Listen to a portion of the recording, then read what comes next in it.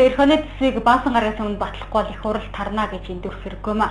За улсын хурал 15-ны өдрөөс эхлэн өмнө нь амжиж эрх оныхоо төсвийг баталж чадна гэж гишүүдүүлж байгаа. Эрх оны 1 сарын 1-ээс өмнө төсвөө багтаж баталвал улсад хохиролтой зүйл болохгүй гэж үзэж байгаа маа. Энэ цаг үед хэдийгээр засгийн газар огцорсон эрх баригчид засгийн газраа дахин байгуулах гэж байгаа үйл явдлууд өрнөж байгаа боловч төсвийн хэлэлцүүлэг ажлын хэсгүүд 15-наас өмнө баталгаар боловсруулж хэлэлцэж байгааг төсвийн байнгын орны гишүүн мэдээж байна.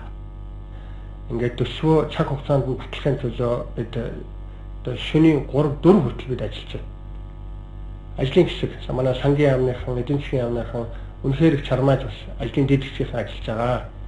Ингээд төсвөө цаг хугацаанд нь батлахын төлөө бид ажиллаж байна. Дөрмийн хуулийн харахад бол тэр одоо төсвийг батлуулахгүй байжгаад энэ парламентыг нэг тараачих юмсан да гэж хэрвээ санаахж байгаа хүн байгаа бол тийм юм болохгүй. Монголын төр тогтвортой байж ард иргэдийнхээ төлөө тууштай үйлчлэх ёстой гэдгийг би хэлмээр.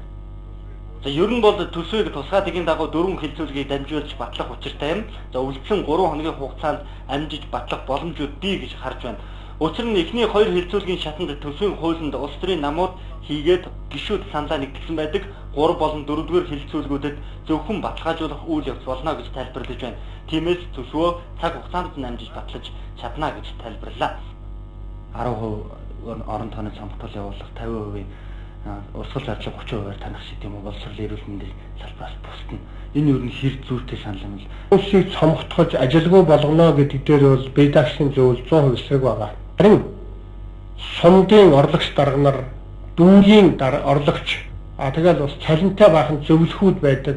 Энэ улс төрчдийн энэ дураараа дүргэж одоо энэ фракц бүлэглэлдээ опо бий болгож сонгуульд явсан хүмүүсээ хаацааж амьдруулдаг энэ утгагүй тогтолцоог бол одоо харин энэ хатууд одоо багсах ёстой.